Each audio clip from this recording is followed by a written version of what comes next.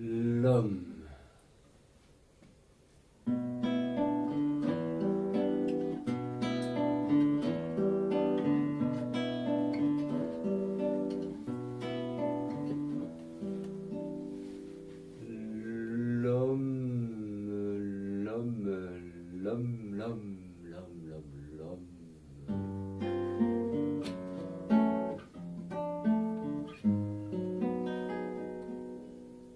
L'homme ignore à peu près tout.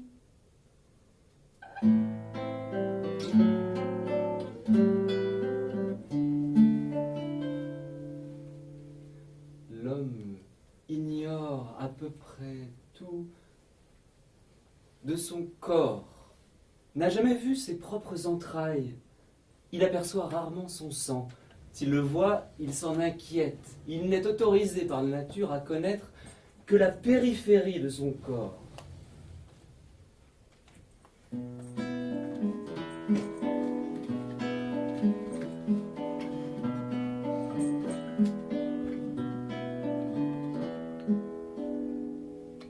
Reconnaissons d'ailleurs qu'il n'en a cure.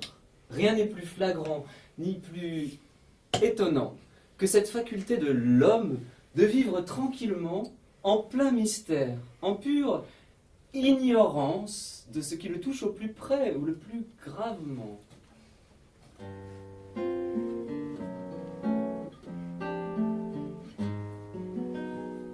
Curieuse insouciance. L'homme est intrépidité et progrès. Il va de l'avant avec enthousiasme, gaieté, courage.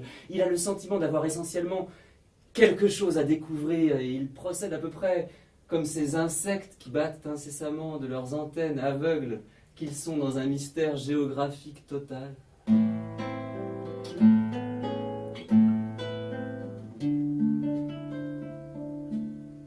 Aussi, l'homme est-il curieux plutôt de son entourage que de lui-même, du monde, de ses accidents, de ses ressources.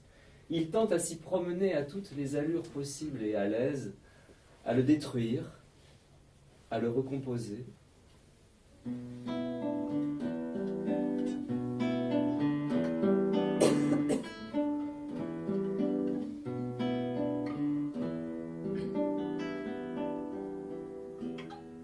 Nous, ici, au contraire, ce soir à l'artisterie, avec ces notes premières de l'homme Francis Ponge, avec Henri, René, Gérasime et Jean, nous y ferons halte un moment, suivant le conseil de l'oracle, pour explorer l'humain en poésie, ses états d'âme, ses lumières et ses folies.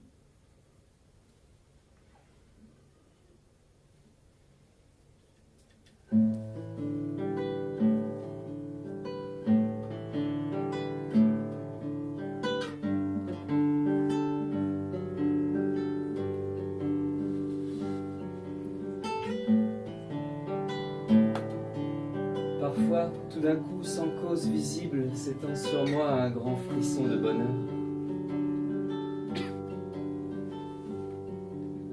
Venant d'un centre de moi-même si intérieur que je l'ignorais, il met, quoique roulant à une vitesse extrême, il met un temps considérable à se dérouler jusqu'à mes extrémités. Ce frisson est parfaitement pur, si longuement qu'il chemine en moi, jamais il ne rencontre d'organe bas, ni d'ailleurs d'aucune sorte, ni ne rencontre non plus idée ni sensation, tant est absolue son intimité. Et lui et moi sommes parfaitement seuls. Peut-être bien, me parcourant dans toutes mes parties, demande-t-il parfois à celle-ci, « Eh bien, ça va, puis-je faire quelque chose pour vous ici ?» Peut-être qu'il les réconforte à sa façon, mais je ne suis pas mis au courant.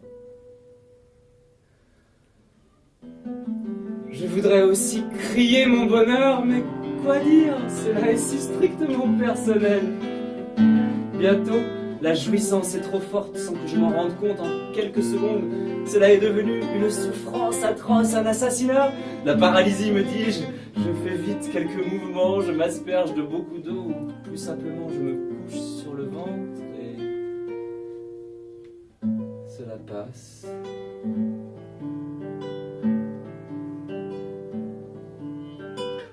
Parfois, tout d'un coup, sans cause visible, s'étend sur moi un grand frisson de bonheur.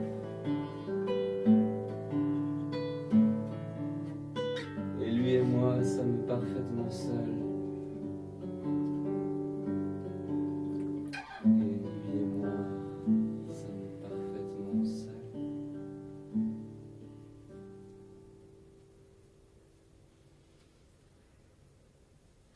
L'homme s'éloigne à regret de son labyrinthe. Les mythes millénaires le pressent de ne pas partir.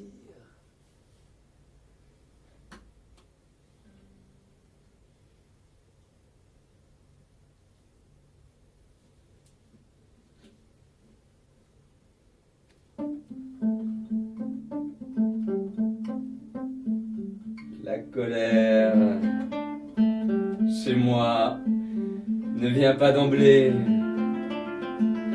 Si rapide qu'elle soit à naître, elle est précédée d'un grand bonheur toujours et qui arrive en frissonnant. Il est soufflé d'un coup et tout en moi se met en boule. La colère prend son poste de combat et mes muscles qui veulent intervenir me font mal. Mais il n'y a aucun ennemi. Cela me soulagerait d'en avoir. Mais les ennemis que j'ai ne sont pas du tout des corps à battre, car ils manquent totalement de corps. Cependant, après un certain temps, la colère cède. Par fatigue peut-être, car la colère est un équilibre qu'il est pénible de garder. Il y a aussi la satisfaction indéniable d'avoir combattu et l'illusion encore que les ennemis s'enfuirent, renonçant à la lutte.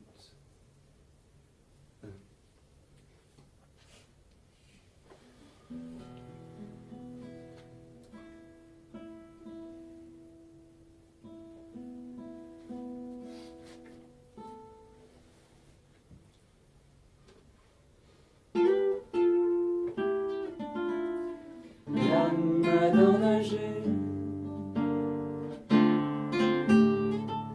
Pour nager, on s'étend sur le ventre. L'âme se déboîte et s'en va. Elle s'en va en nageant. Si votre âme s'en va quand vous êtes debout ou assis, ou les genoux ployés ou les coudes, pour chaque position corporelle différente, l'âme partira avec une démarche et une forme différentes. C'est ce que j'établirai plus tard. On parle souvent de voler, ce n'est pas ça, c'est nager qu'elle fait. Et elle nage comme le font les serpents et les anguilles, jamais autrement. Quantité de personnes ont ainsi une âme qui adore nager. On les appelle vulgairement des paresseux. Quand l'âme se détache par le ventre pour nager au loin, il se produit une telle libération de je ne sais quoi. C'est un abandon, une jouissance, un relâchement si intime.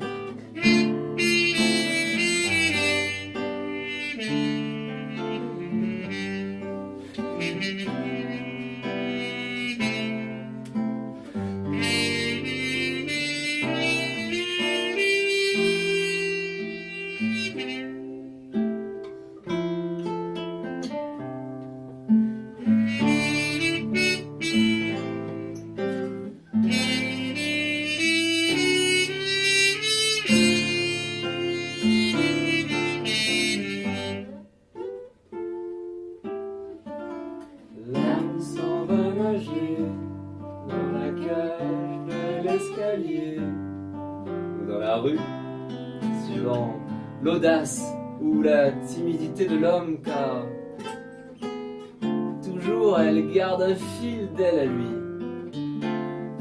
Et si ce fil se rompait, il est parfois très ténu, mais c'est une force effroyable qu'il faudrait pour rompre le fil. Ce serait terrible pour eux, pour elle et pour lui. Quand donc elle se trouve occupée à nager au loin, par ce simple fil qui lie l'homme à l'âme s'écoulent des volumes et des volumes d'une sorte de matière spirituelle, comme de la boue, ou comme du mercure, ou comme un gaz, puissance sans fin. C'est pourquoi le paresseux est indécrottable, il ne changera jamais. C'est pourquoi aussi la paresse est la mère de tous les vices. Car qu'est-ce qui est plus égoïste que la paresse? Elle a des fondements que l'orgueil n'a pas. Mais les gens s'acharnent sur les paresseux. Tandis qu'ils sont couchés, on les frappe, on leur jette de l'eau froide au visage, et ils doivent vivement ramener leurs âmes. Ils vous regardent alors avec un regard de haine que l'on connaît bien et qui se voit surtout chez les enfants.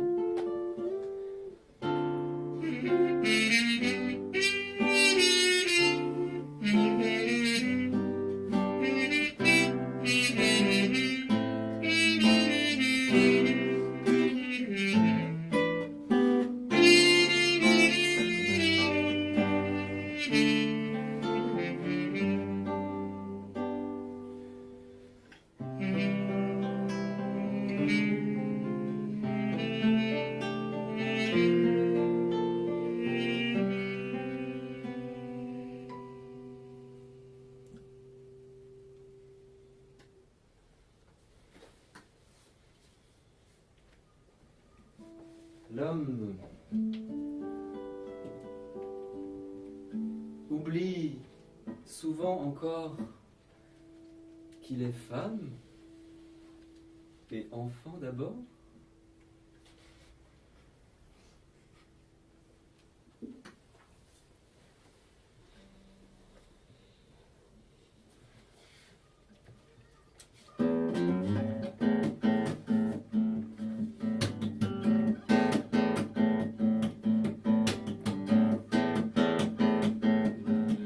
Désespoir à trois paires de jambes. Le désespoir à quatre paires de jambes. Quatre paires de jambes aériennes, volcaniques, absorbantes, symétriques. Il a cinq paires de jambes. Ou six paires de jambes aériennes volcaniques. 7 paires de jambes volcaniques. Le désespoir a 7 et 8 paires de jambes volcaniques. 8 paires de jambes, 8 paires de chaussettes, 8 fourchettes aériennes absorbées par les jambes. 8 fourchettes symétriques à ces 9 paires de jambes, 10 paires de jambes absorbées par ces jambes. C'est-à-dire 11 paires de jambes absorbantes symétriques. Le désespoir a 12 paires de jambes, 12 paires de jambes, il a 13 paires de jambes. Le désespoir a 14 paires de jambes aériennes volcaniques. 15 paires de jambes. Le désespoir a 16 paires de jambes. 16 paires de jambes. Le désespoir a 17 paires de jambes absorbées par les jambes. 18 paires de jambes et 18 paires de chaussettes. Il a 18 paires de chaussettes dans les fourchettes de ses jambes. C'est-à-dire 19 paires de jambes. Le désespoir à 20 paires de jambes, le désespoir à 30 paires de jambes. Le désespoir n'a pas de paire de jambes, mais absolument pas de paire de jambes. Absolument pas de jambes, mais absolument pas de jambes.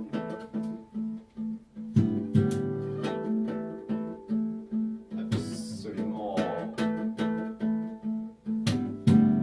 3 jambes.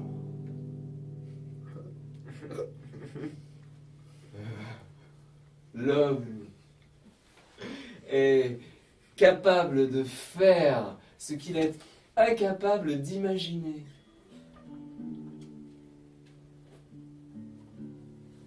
Sa tête sillonne la galaxie de l'absurde.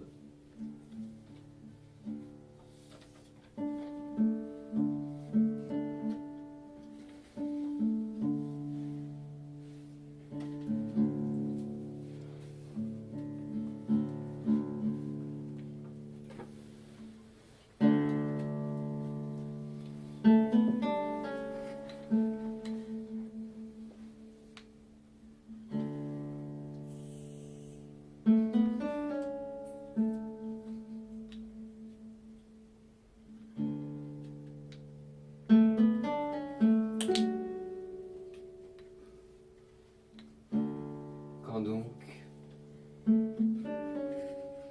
pourrais-je parler de mon bonheur?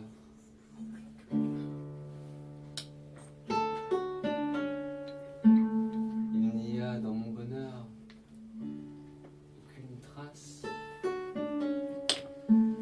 aucune paille, aucun sable.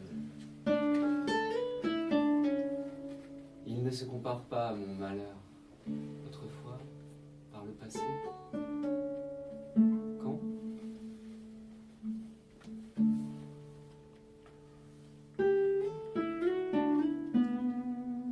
Il n'a pas de limite. Il n'a pas de...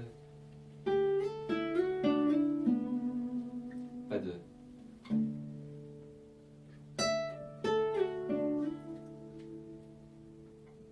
Il ne va nulle part. Il n'est pas à l'encre. Il est tellement sûr qu'il me désespère. Il m'enlève tout élan, ne me laisse ni la vue, ni l'oreille. Et plus il... Et moins je... Il n'a pas de limite, il n'a pas de... Pas de... Et pourtant ce n'est qu'une petite chose.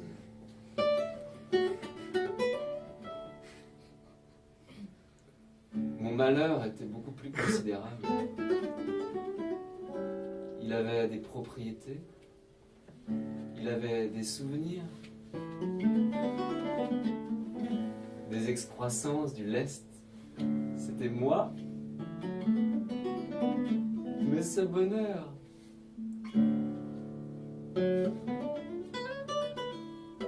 probablement, oh oui, avec le temps, il se forgera une personnalité.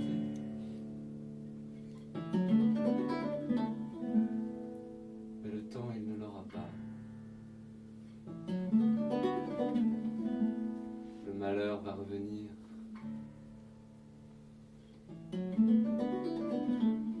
Son grand essieu ne peut être bien loin.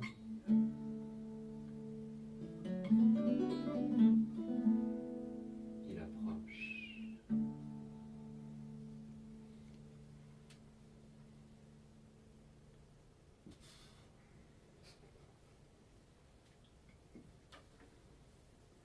N'étant jamais définitivement modelé,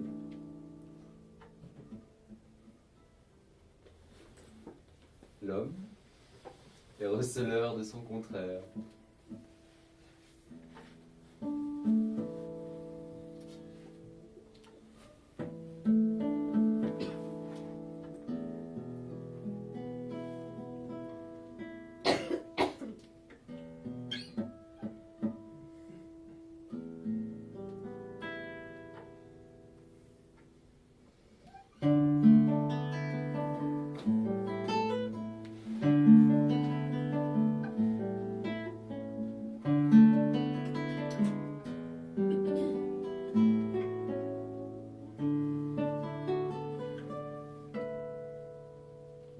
L'homme ignore à peu près tout de son cœur, de son âme, de son esprit.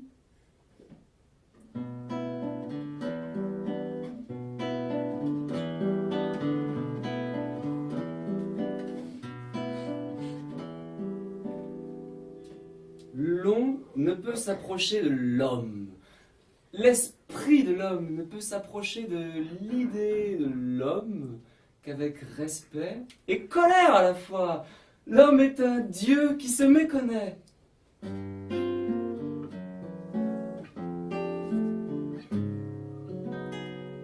L'homme et son appétit d'absolu, sa nostalgie d'absolu. Oui, c'est une caractéristique de sa nature. Mais l'autre, moins observé, est sa faculté de vivre dans le relatif, dans l'absurde.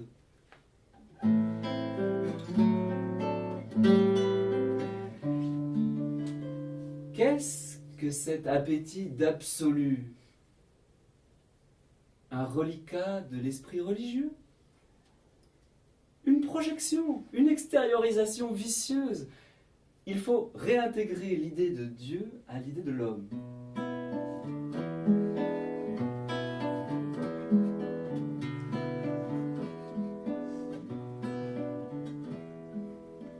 Vous le savez, car vous en êtes Gaïa la terre, ami du souffle, troué de part en part, de l'équilibre du moi à l'équilibre du monde, tout n'est qu'une question de niveau ou d'échelle.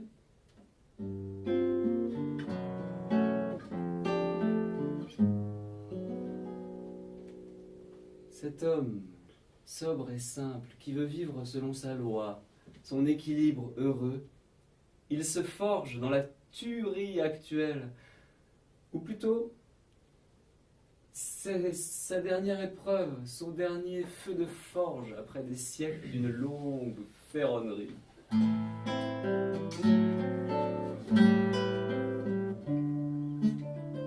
L'homme est à venir, l'homme est l'avenir de l'homme. Ecce homines, pourra-t-on dire plus tard. Ou plutôt non, ecce ne sera jamais le mot juste, ne voudra jamais rien dire de juste. Non pas voici l'homme, mais veuille l'homme.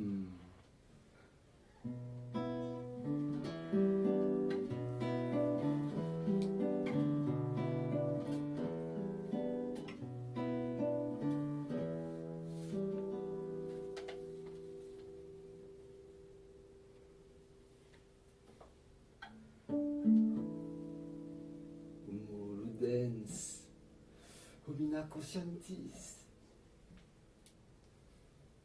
Qu'as-tu fait de ta vie, pitance de roi? J'ai vu l'homme.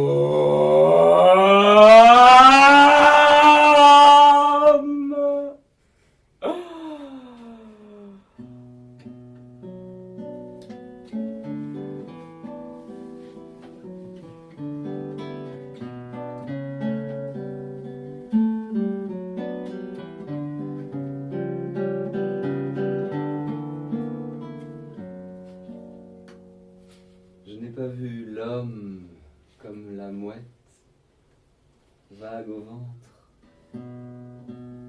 qui file rapide sur la mer indéfinie. J'ai vu l'homme à la torche faible ployée et qui cherchait. Il avait le sérieux de la puce qui saute, mais son saut était rare et réglementé.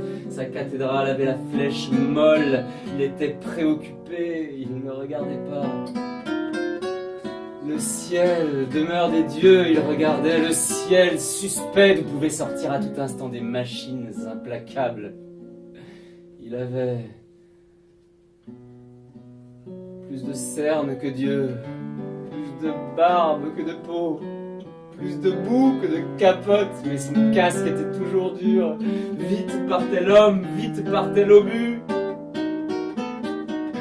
Je n'ai pas vu paisible l'homme au fabuleux trésor de chaque soir pouvoir s'endormir dans le sein de sa fatigue amie, mais je l'ai vu agité et sourcilleux, sa façade de rires et de nerfs était grande.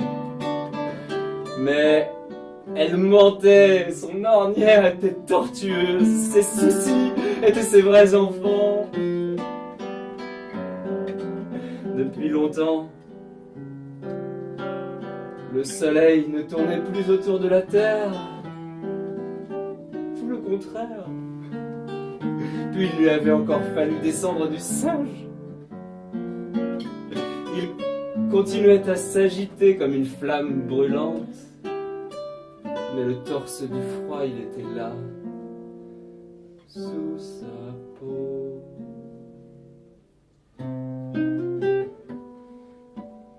Je n'ai pas vu l'homme comptant pour homme.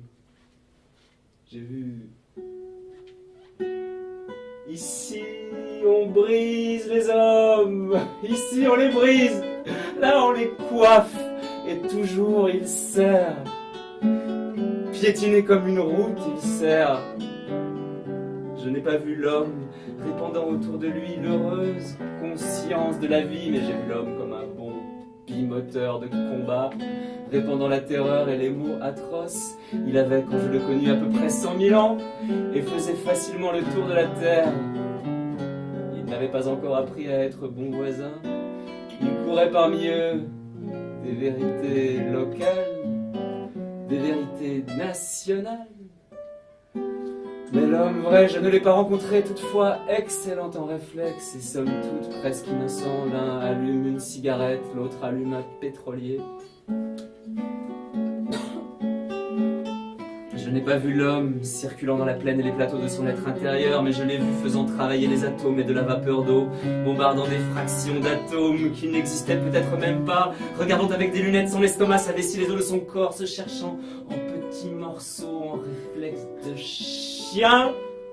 Je n'ai pas entendu le chant de l'homme.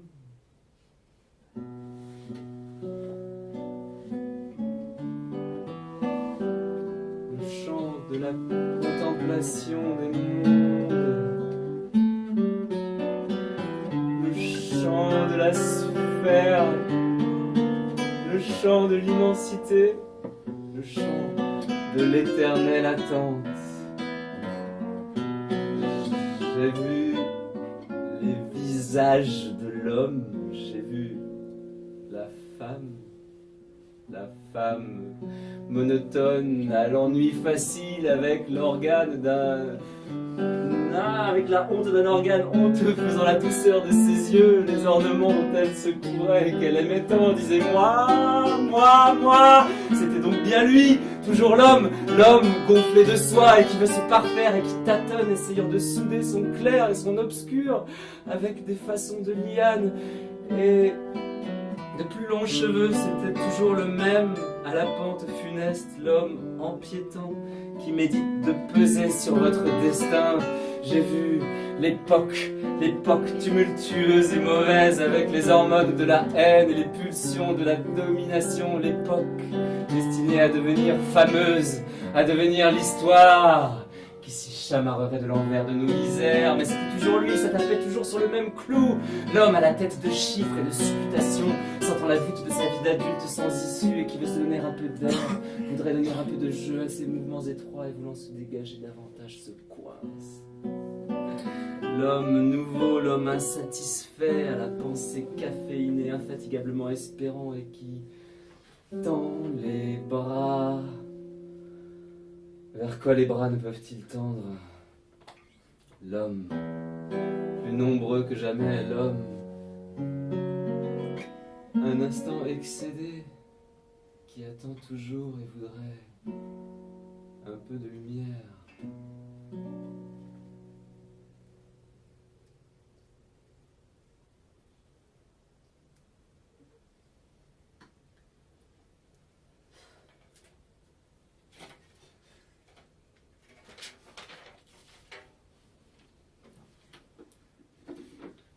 Comment ça va sur la Terre?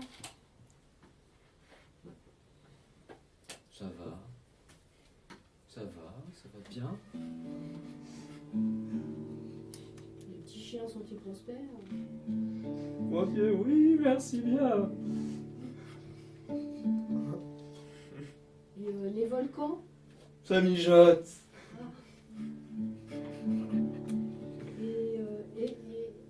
Et les nuages? Ça flotte. Et les fleuves? Ça c'est cool. Et le temps? Ça se déroule. Et votre âme? Elle est malade. Le printemps était trop vert. Elle a mangé trop de salade.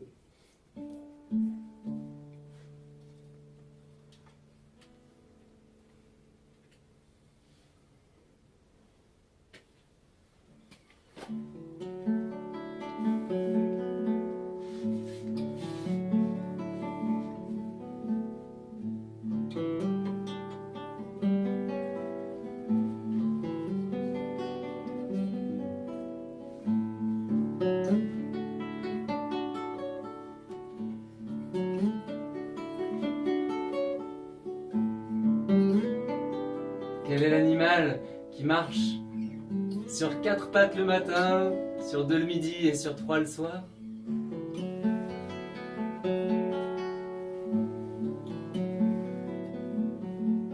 Quel est l'animal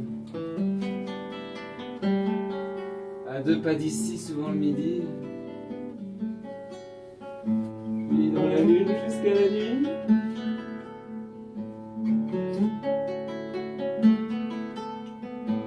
Quelle est la créature qui marche sur les mains, qui fait les 100 pas, qui allonge la jambe et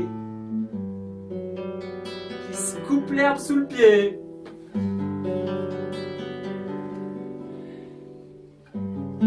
Quelle est la créature qui se coince des rires dans la gorge, qui s'étrangle de joie et qui meurt d'envie? Quel animal peut se sentir bête? Quel est l'animal qui l'oublie?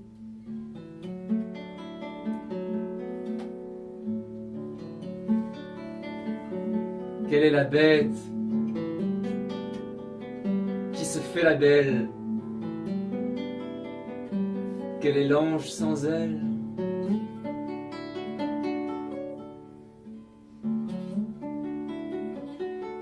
Qui est l'homo sapiens sapiens qui ne sait pas?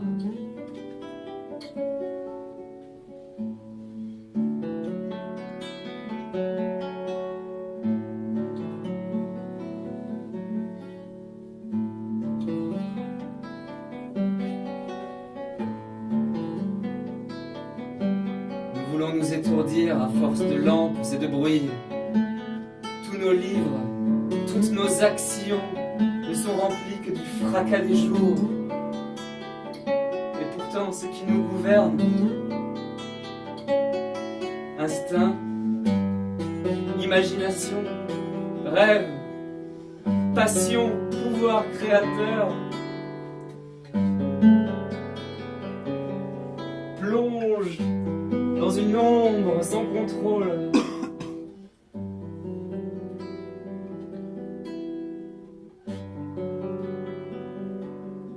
Nous implorons, nous espérons la lumière, tandis que par un effet contradictoire, cette obscurité qui nous terrifie nous alimente puissamment.